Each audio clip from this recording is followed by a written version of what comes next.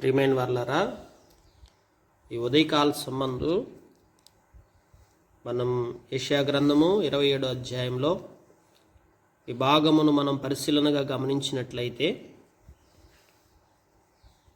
ఆ దినమున యెహోవా గట్టిదై గొప్పదై బలమైన ఖడ్గము పట్టుకొనును, తీవ్ర సర్పమైన మకరమును వంకర సర్పమైన మకరమును ఆయన దండించును. ఈ యొక్క వాక్య భాగాన్ని మనం చూస్తూ వస్తుంటున్నప్పుడు, సముద్రం మీదనున్న మకరమును సంహరించును, గట్టిదై గొప్పదై బలమైనటువంటి ఖడ్గము పట్టుకుంటున్నాడంట దేవుడు. ఆ ఖడ్గము కూడా సర్పమైన మకరమును, తీవ్ర సర్పము, వంకర సర్పము, అలాంటి మకరముతో కూడుకున్నటువంటి ఖడ్గం అదని దేవుని వాక్యంలో మనం చూస్తుంటున్నాం. పాత నిబంధనలో మోషే గారి కాలంలో ఆ సర్పమును తయారు చేయించి, ఆ సర్పమును ఎవరైతే వచ్చి చూసినారో వారు అటు రీతిగా మరి స్వస్థపరచబడటం, మేలు జరగటం జరుగుతూ వచ్చింది. ఆనాటి నుంచే మానవుడు మన చేతితో చేయబడినటువంటి ఒక వస్తువుని చూసి దాన్ని ఆరాధించటం కూడా మొదలవుతూ వచ్చింది. అలాగనే మనం ఇక్కడ లేఖనాల్లో చూస్తుంటున్నప్పుడు, దేవాతి దేవుడు తన హస్తములో ఉన్నటువంటి ఖడ్గాన్ని చూస్తుంటున్నప్పుడు, అది తీవ్ర సర్పము, వంకర సర్పము, అది మకరమును పోలి ఉన్నదని సంహరించడానికి ఒక వస్తువును నేను ఒక ఖడ్గాన్ని వినియోగిస్తున్నానని దేవుడు స్పష్టంగా చెప్తున్నాడు. ప్రియులారా, మనుషులు పాపము చేస్తూ వచ్చినప్పుడు వారి పాపము నుంచి విడుదల కలగజేసి వారిని సరిదిద్ది వారిని సమాధానపరిచి వారితో మాట్లాడి వీలైనంత వరకు వారి జీవితాలను బాగు చేయటానికి దేవుడు ఎప్పుడూ ప్రయత్నం చేస్తూ ఉంటాడు. అయితే మానవుడు అవిధేయతతోటి పాపమును విడిచిపెట్టకుండా అపవిత్రతతోనే తన జీవితాన్ని గడుపుతూ వచ్చినప్పుడు దేవుడు ఒక ఖడ్గాన్ని వినియోగించాల్సి వస్తుంది. ఖడ్గమును వినియోగించి మనుషుల జీవితాలని సంహరించాల్సి వస్తుంది అనేది లేఖనాల్లో మనం చూస్తుంటున్నాం. ఆ దినమున మనోహరమగు ఒక ద్రాక్షవనముండును, దాన్ని గురించి పాడుడి. అయితే దేవాతి దేవుడు ఈ ఖడ్గముతో పాటు మనోహరమైనటువంటి ద్రాక్ష వనం ఉంటుందని చెప్తుంటున్నాడు. మనోహరమైన ద్రాక్షవనము, ద్రాక్షావళిని నేను, తీగలు మీరు. కనుక మనం అందరం కూడా ఒక ద్రాక్ష తోటలో తీగలతో పోల్చడం అనేది ఆయా సందర్భాల్లో మనం చూడవచ్చు. కనుక దేవుడు ద్రాక్షావళి అయితే ద్రాక్షావళితో అంటుకట్టబడిన తీగలు మనముగా ఉండి ఆ ద్రాక్షావనము గురించి పాడుడి. ఆ ద్రాక్షావనము గురించి మనం పాటలు పాడేవారిగా ఉండాలని లేఖనాల్లో మనం చూస్తుంటున్నాం. అయితే ఈ రోజున ఈ ఉదయకాల సంబంధం మనం అటు రీతిగా పాటలు పాడేవారు ఉండాలి. యెహోవాను నేను దాన్ని కాపు చేయుచున్నాను, ప్రతి నిమిషమును దానికి నీరు కట్టుచున్నాను, ఎవ్వడును దాని మీదకు రాకున్నట్లు దివారాత్రము దాన్ని కాపాడుచున్నాను. ఈ ద్రాక్ష వనమును దేవుడు ఏం చేస్తున్నాడంటే దివారాత్రము దాన్ని కాపుగాస్తుంటున్నాడంటండి. ప్రతి నిమిషము దాన్ని కాపుగాస్తుంటున్నాడు. ఎవ్వడు దాని మీదకి రాకుండానట్లుగా దానిని కాపుగాయిచున్నాడని లేఖనాల్లో మనం చూస్తుంటున్నాం. అంటే ద్రాక్షావళి ప్రభువైన యేసుక్రీస్తు వారు, ద్రాక్షావళితో అంటుకట్టబడిన తీగలు మనందరం. అయితే ఆ ద్రాక్షావనం మీదకి ఎవ్వరు కూడా రాకుండా, అంటే మనందరి మీదకి ఎవరు రాకుండా, ప్రభువుని విశ్వసించిన మన మీదకి ఏ శత్రువు ఎక్కడ దాడి చేయకుండా ఉండుట కొరకు ప్రతి నిమిషము కాపుగాస్తూ వస్తుంటున్నాడు అంటండి. ప్రతి నిమిషము కాపు కాస్తుంటున్నాడు. కనుక ద్రాక్షావనం విషయంలో దేవుడు ఎంతటి కాపుదల మన మీద ఉంచుతూ వస్తుంటున్నాడో చూడండి. అంటే ఇశ్రాయేలును కాపాడువాడు కొనొకడు నిద్రపోడు. దావీదు కాలంలో చెప్తా వచ్చారు. యెహోషువ గారి కాలంలో చెప్తా వచ్చాడు, నీవు నడుచు మార్గం అంతట్లో నీ దేవుడని యెహోవా నీకు తోడయుండునని చెప్పబడుతూ వచ్చింది. నీ రాకపోకలందు యెహోవా నిన్ను కాపాడును. రాకపోకలందు ప్రయాణాల్లో దేవుడి యొక్క సంరక్షణ కాపుదల మన మీద ఉంటుందండి. దివారాత్రము కాపాడుతాడు, ప్రతి నిమిషము కాపాడుకుంటూ వస్తాడు. ఎవరిని? దేవునితో అంటు కట్టబడినటువంటి ప్రజల జీవితాలని. అయితే నా యందు క్రోధం లేదని చెప్తుంటున్నాడు. దేవునికి ఏమాత్రం కోపం లేదని. చాలాసార్లు దేవుడు మన మీద కోపపడుతుంటున్నాడు అని మనం దేవుని కోపం గురించి, దేవుడు దయ లేకుండా మన మీద ప్రవర్తిస్తుంటున్న తీరును బట్టి కొన్నిసార్లు మనం చాలా కలత చెందుతూ ఉంటాం.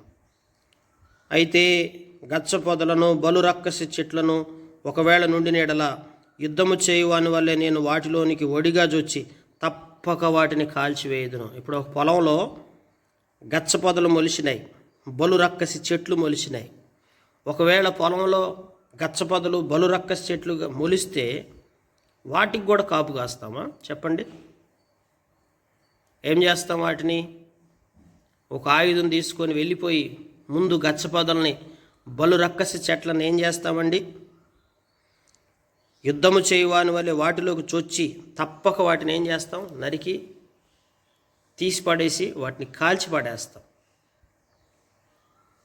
అట్లాగనే ద్రాక్ష వనములో కొన్నిసార్లు గచ్చ పొదలు మొలుస్తూ ఉంటాయి, బలురక్కసి చెట్లు మొలుస్తూ ఉంటాయి. ఇలాగ మన జీవితం ఉంటే ఒకవేళ గచ్చ పొదల్లాగా బలురక్కసి చెట్లలాగా పాపమునకు మనం చోటిచ్చి ద్రాక్షావనంలో ప్రవేశించిన తర్వాత కూడా మన హృదయం అలా మారిపోయిందనుకోండి, మన ఆంతరంగిక జీవితం ఒక గచ్చ పొదల్లాగా బలురక్కసి చెట్లలాగా మారిపోయిందనుకోండి, దేవుడు అప్పుడు తన ఖడ్గమును తీసి ఏం చేస్తాడు? ఒక యుద్ధము చేయువాని వలె కోపముతో క్రోధముతో యుద్ధానికి వీళ్ళు ఎట్లా వెళ్తాడు? వెళ్ళే వ్యక్తి అటు రీతిగా కోపంతో క్రోధముతో వచ్చి వాటిని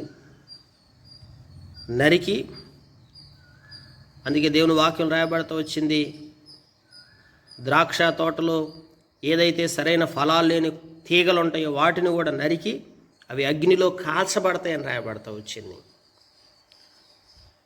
అయితే ఫలములు లేని ద్రాక్ష కొమ్మలను అదేవిధంగా కాల్చబడుతూ వస్తాయి. అలాగే ద్రాక్ష తోటలో గచ్చ పొదలు బలురక్కసి చెట్లు వచ్చినట్లయితే వాటిని ఇంకా క్రోధముతో వచ్చి వాటిని ఏం చేస్తాడు? నరికి అగ్నిలో పడద్రోయటం జరుగుతూ వస్తుంది. ఇలాగున జరగకుండానట్లు జనులు నన్ను ఆశ్రయం పోలెను. ఇలాగ జరగకూడదు మన జీవితం. ఇలాగ జరగకుండా ఉన్నట్లుగా మనం దేవుణ్ణి ఆశ్రయించాలి. నాతో సమాధాన పడవలను, వారు నాతో సమాధాన పడవలను. నువ్వు దేవునితో సమాధాన పడాలి. నీ హృదయపు స్థితి ఎట్లా ఉందో సరిదిద్దుకొని, నీ లోపల వచ్చిన మార్పుని, నీ ఆంతరంగిక జీవితంలో వచ్చిన శరీర కార్యాలు, శరీర ఆలోచనలు, శరీర తలంపులు, శరీర సంబంధమైన ఉద్దేశాలు ఏవైతే నీలోకి ప్రవేశించి నువ్వు ఒక బలురక్కసి చెట్టుగా గచ్చపొదలాగా నేత్రాశ, శరీరాశ, జీవబడంతో కూడుకున్న వ్యక్తిలాగా నువ్వు ఎక్కడైతే మారిపోయావో ఆ స్థితిని నువ్వు మార్చుకొని దేవునితో నువ్వు వచ్చి సమాధాన పడాలి. ఎప్పుడైతే దేవునితో వచ్చి నువ్వు సమాధాన పడతావో అప్పుడు దేవుడు నీ మీద క్రోధమే ఉండదు. ఇక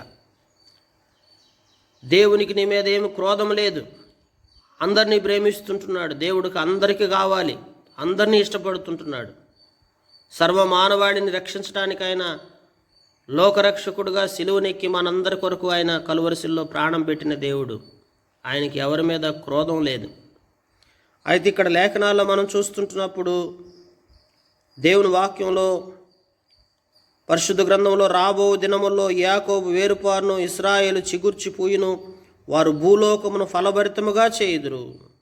అట్లా సమాధానపడి ఆశ్రయించి అలాగా నువ్వు వచ్చినట్లయితే నిన్ను వేరుపరిచి నీకు చిగురింపజేసి నిన్ను ఫలభరితంగా నీ జీవితాన్ని మార్చేస్తాడు. నీవు మనసు మార్చుకొని సరిదిద్దుకొని ఆయనను ఆశ్రయించి ఆయనతో నువ్వు సమాధానపడి అలాగా నువ్వు ఉంటే రాబోయే దినాల్లో ఇప్పుడు కానీ నువ్వు అలాంటి మార్పు నీలో వస్తే రాబోయే దినాల్లో నీ జీవితం ఎట్టమంచబోతున్నాడంటే నిన్ను వేరుబారుస్తాడు, నిన్ను చిగురింపజేస్తాడు. భూలోకమును ఫలభరితముగా చేయుదురు అంటే ప్రతి వ్యక్తి జీవితాన్ని ఫలభరితంగా చేయటానికి ఆయన సిద్ధంగా ఉన్నాడు. నువ్వు కానీ నీ మనసు మార్చుకొని నువ్వు హృదయాన్ని దేవుడికి అర్పించుకొని దేవునితో సమాధాన పడటానికి నువ్వు తిరిగి వచ్చినట్లయితే దేవుని వాక్యం చెప్తా ఉంది, అతనికి కొట్టిన వారిని ఆయన కొట్టినట్లు ఆయన అతనికి కొట్టినా. దేవుని వాక్యం రాయబడతా వచ్చింది. కొట్టిన వారిని ఆయన కొడతాడు. నీ జోలికి ఎవరన్నా వస్తే ఆయన చూసుకుంటాడు, ఆయన కొడతాడు. దేవుని వాక్యం వింటున్నారా? అతని వలన చంపబడిన వారు చంపబడినట్టు అతడు చంపబడిన దేవుని వాక్యం రాయబడతా వచ్చింది. కనుక నీ జోలికి ఎవరు రానీయడు. నీ మీదకి ఎవరైనా కొట్లాటకు వస్తే ఆయన కొట్లాడతాడు. నిన్ను చంపటానికి ఎవరైనా చూస్తే ఆయన చంపుతాడు ఆ వ్యక్తులను. నీ మీద ఎవరైనా యుద్ధానికి వస్తే ఆయన యుద్ధం చేయటం ప్రారంభిస్తాడు. దేవుని వాక్యంలో నీవు దాన్ని వెళ్ళగొట్టినప్పుడు మితముగా దానికి శిక్ష విధించితివి, తూర్పు గాలిని తెప్పించి కఠినమైన తుఫాను చేత దాన్ని తొలగించితివి. చూడండి, ఒకవేళ మనసు మార్చుకోకుండా సమాధాన పడకుండా నువ్వు దేవునికి అయిష్టుడిగా బ్రతుకుతా ద్రాక్షవల్లిలో ఒక బలురక్కసి చెట్టులాగా గచ్చపొదలాగా నీ జీవితంగా ఉన్నట్లయితే తప్పక దేవుడు ఏం చేస్తాడో తెలుసా? మితముగా శిక్షిస్తాడు. మొదట ఎలా శిక్ష విధిస్తాడంటే కొంచెంగా మితంగా శిక్ష విధించడం ప్రారంభిస్తాడు. ఆ తర్వాత కఠినమైన తుఫాను నీ మీదకు రప్పింపజేస్తాడు. నువ్వు మితముగా శిక్ష విధించినప్పుడు తెలుసుకుంటే నీ జీవితం బాగుపడుతుంది. ఒకవేళ మితముగా శిక్ష విధించినప్పుడు కూడా నువ్వు సరిచేసుకోకుండా నువ్వు అలానే కొనసాగుతూ వచ్చినట్లయితే తూర్పు గాలిని తెప్పించి కఠినమైన తుఫాను చేత దాన్ని తొలగింపజేస్తాడు, కాల్చివేస్తాడు, అగ్నిలో పడేసి. కావున యాకోబు అనగా అర్థం ఏంటి? మోసగాని యొక్క దోషమునకు ఇలాగూ ప్రాయశ్చిత్తము చేయబడును. మోసముతో పాపము చేసే వ్యక్తులకు దేవుడు తప్పక ప్రాయశ్చిత్తం చేస్తాడు. ప్రాయశ్చిత్తాన్ని మన అందరం అనుభవించి తెరాల్సిందే. నువ్వు ఏదైతే పాపం చేసావో, ఎక్కడెక్కడైతే మోసపూరితంగా బ్రతికావో అదంతా కూడా నోట్ చేసి పెట్టేసుకో. మొత్తం దాని లెక్క అంతా కూడా దేవుడు తగిన సమయమందు దాని అంతటికి ప్రాయశ్చిత్తం తప్పగా చేసి చూపిస్తాడు నీకు. అందుకే ఇదంతయు అతని పాప పరిహారమునకు కలుగు ఫలము. కనుక మానవుడి యొక్క పాప పరిహారమునకు కలుగు ఫలం అదే. కానీ పాప పరిహారం ఎలాగుంటుందండి? రెండు రకాలుగా ఉంటుంది. ఒకటి ప్రాయశ్చిత్తము, పాప పరిహారం గురించి చూసినప్పుడు మన జీవితంలో మనం దేవుడితో సమాధానపడి మనం చేసిన తప్పిదాలని దేవుడి దగ్గరకు వచ్చి ఒప్పుకొని సరిచేసుకొని మనసు మార్చుకొని దేవుని దగ్గరకు వచ్చి, దేవా నేను పాపినయ్యా, దౌర్భాగ్యున్నయ్యా, తెలియక ఎన్నో రకాలుగా తప్పు చేశాను, సరిదిద్దుకొని ఆయనతో సమాధాన పెడితేనేమో అప్పుడు నీ అతిక్రమాలన్నిటిని ఆయన తుడిచివేసి నీ దోషాలన్నిటిని ఆయన రక్తంలో విమోచించి నీకు బదులుగా శిక్ష ఆయన అనుభవించిన ఆయన మీద వేసేసుకొని ఆయన నీకు బదులుగా నీ పాపాలను పరిహారం ఆయన మీద వేసుకొని నీ పరిహారం ఆయన చేస్తాడు. ప్రాయశ్చిత్తం ఆయన చేస్తాడు. తన అతిక్రమాలకు పరిహారం నొందినవాడు, తన పాపములకు ప్రాయశ్చిత్తం నొందినవాడు ధన్యుడని రాయబడతా వచ్చింది. పరిహారము ప్రాయశ్చిత్తము దేవుడే చేస్తాడు. ఇది మొదటి రకం మార్చుకున్నటువంటి వారిది. రెండవ వారు ఎవరంటే వారు తమ పాపాలను ప్రాయశ్చిత్తం చేసుకొనకుండా అలాగనే కొనసాగుతూ వచ్చినటువంటి వాళ్ళకు కూడా ఆ ప్రాయశ్చిత్తం ఎలా ఉంటుందంటే వారి పాపముల యొక్క ఆ ఫలం వారి మీదకి రప్పింపజేసి నీ జీవితకాలంలో శరీర సంబంధంగా నువ్వు బ్రతికుండగానే నీ మీదకి ఆ పాప పరిహార ఫలాన్ని నీ మీదకి రప్పింపజేస్తాడనమాట. అందుకే దేవుని వాక్యంలో దోషం లేకుండా చూసుకోవాలి. దోషం ఏదన్నా అంటిందా నీ చేతులకు? అందుకే ఫిలాతు యేసుక్రీస్తు ప్రభు వారికి శిక్ష విధించేటప్పుడు తన చేతులు కడుక్కుంటాడు. ఏ దోషము నా చేతులకు అంటకుండా మనిషి జీవితంలో ఎక్కడ మన చేతులకి ఏది అంటకూడదు. పాపం పులి వేసుకుంటాం, మొత్తం ఎక్కడెక్కడదంతా కూడా అంతా దాన్ని ఆ దోషాన్ని ఏమవుతుందో తెలియదు, ఆ తెలియకుండా పాపం చేసేసి ఆ దోషాన్ని అంతా కూడగట్టుకుంటాం. చివరికి ఆ పరిహారాన్ని, ఆ ఫలాన్ని తప్పక మన జీవితంలో అనుభవిస్తూ ఉంటాం. ప్రియమైన వారలారా, భిన్నములుగా చేయబడు సున్నపు రాళ్ల వలె అతడు బలిపీఠపు రాళ్లన్నిటినీ కొట్టినప్పుడు దేవతా స్తంభము, సూర్య దేవతా ప్రతిమలు ఇకను మరలా లేవవు. భిన్నములుగా సున్నపు రాళ్ల వలె బలిపీఠపు రాళ్లనన్నిటినీ కొట్టేస్తాడు. దేవతా స్తంభాలు, సూర్యదేవతా ప్రతిమలు, మనం పెట్టుకున్నటువంటి స్తంభాలు, మనం పెట్టుకున్న ప్రతిమలు, ఇవన్నీ కూడా ఒక రోజున పగలగొట్టబడతాయి. ప్రాకారము గల పట్టణము నిర్జనమై అడవి వలె విడవబడును, విసర్జింపబడిన నివాస స్థలముగా ఉండును. ప్రాకారము గల పట్టణముగా ఉన్నటువంటి పట్టణాలు సహా జనం లేకుండా ఖాళీ చేయబడినటువంటి పట్టణాలుగా చేయబడతాయి. విసర్జింపబడిన నివాస స్థలాలుగా మారిపోతాయి.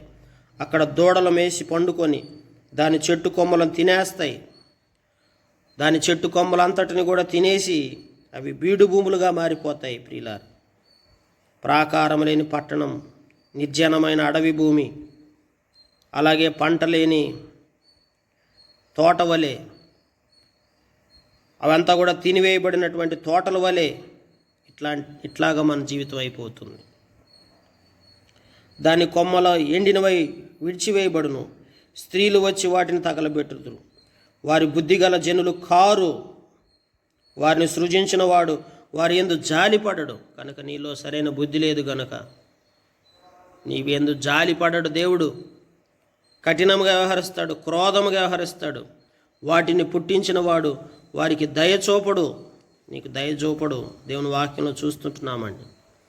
కనుక దేవుని బిడ్డలారా, పాపం మనలో ఉంచుకొని దేవుడు నా మీద దయ చూపించట్లేదు, దేవుడు నన్ను ఫలింపులో తీసుకురావట్లేదు, దేవుడు నా మీద జాలి లేదు, దేవుడు నా మీద దయ లేదు, దేవుడు నా పట్ల కఠినంగా వ్యవహరిస్తుంటున్నాడు, దేవుడు నా మీద క్రోధం చూపిస్తున్నాడు అంటే చూపడా? నువ్వు ఎలా ఉంటున్నావు? నీ వ్యక్తిగత జీవితంలో సమాధానకరంగా దేవుని పాదాల చెంతకొచ్చి మన పాపమునకు పరిహారం చేసుకొని మన దోషాన్ని తొలగించుకుంటే అది మనకు ఆశీర్వాదకరం అవుతుంది. అలా కాకుండా మనం సరిదిద్దుకోకపోతే నష్టపోతామండి. యూఫ్రటీస్ నదీ ప్రవాహం మొదలుకొని ఐగుప్తు నది వరకు యెహోవా తన ధాన్యమును త్రొక్కును. యూఫ్రటీస్ అనగా అర్థం ఏంటంటే పశ్చిమాసియాలో అతి పెద్ద నది అండి అది. ఆ నదిలో నుంచి మరి ప్రవాహం మొదలుకొని ఐగుప్తు దినం వరకు, ఐగుప్తు అనగా ఏంటి? దేవుని వాక్యం చూసినట్లయితే 2 ఇబ్బంది అని రాయబడతా వచ్చిందని అర్థం. కనుక ఐగుప్తు నది వరకు యెహోవా తన ధాన్యమును త్రొక్కును. ధాన్యమంతా కూడా త్రొక్కించబడతా వస్తుంది. యూఫ్రటీస్ మొదలుకొని ఐగుప్తు వరకు. ఇశ్రాయేలు వారలారా, మీరు ఒకడు కలుసుకొని కూర్చబడుదురు. ఆ దినమున పెద్ద బోర ఊదబడును. దేవుని బిడ్డలైనటువంటి వారిని ఒకరినొకరు కలుసుకొని ఆత్మీయంగా అందరూ కలిసి ఒక చోట కూర్చబడతా వస్తాం. దేవుడు ఆశీర్వాదకరంగా ఇశ్రాయేలును చేయబోతుంటున్నాడు. అష్షూరు దేశంలో నశింప సిద్ధమైన వారును, అష్షూరు అనగా ప్రియులార లోకము, ఐగుప్తు దేశంలో వెలివేయబడిన వారును వచ్చెదరు. ప్రియులారా, ఐగుప్తు అంటే పాపం, అష్షూర్ అంటే లోకం. అష్షూర్లో ఉన్నటువంటి వారిని, ఐగుప్తులో ఉన్నటువంటి వారిని కూడా వాళ్ళు కూడా వచ్చేదరు, నాకు నమస్కారము చేయుదురు. ఐగుప్తు దేశంలో వెలివేయబడిన వారు వచ్చేదరు. యెరూషలేమందున్న పరిశుద్ధ పర్వతము యెహోవాకు నమస్కారము చేయుదురు. యెరూషలేమనగా అర్థం ఏంటంటే శాంతి నగరం. కనుక ఇలాగున అందరూ సమకూర్చబడతారు, అందరూ ఒక చోట సమకూర్చబడతారు. కానీ వారికి ఉన్న వ్యత్యాసం, పాపము చేసేవారిని దేవుడు నశింపజేస్తాడు. దేవుని ప్రజలైనటువంటి వారిని దేవుడు కనుపాప వలె కాచి కాపాడి భద్రపరుస్తాడు. దేవుని కాపుదల నీ మీదుండులాగన దేవునితో సమాధానకరంగా జీవించడానికి ప్రయత్నించు. దేవుడు తప్పక నిన్ను దీవించి ఆశీర్వాదకరంగా చేస్తాడు. అట్టి రీతిగా దేవుడు నీ జీవితంలో కాపుదలని, క్షేమాన్ని, ఆశీర్వాదాన్ని ఇచ్చి నిన్ను అన్ని విధాలకు బలపరుచుకుంటూ వస్తాడు. అలా కాకుండా ఈ పాపములకు ప్రాయశ్చిత్తం చేసుకోకుండా సమాధానం లేకుండా బ్రతికితే తప్పక ప్రియులారా మనం నశించిపోతాం. దేవుడి మాటలు దీవించి మన గ్రహింపులో తీసుకొచ్చి మనకు సహాయం చేసి మనల్ని బలపరచునుగాక. ఆమెన్.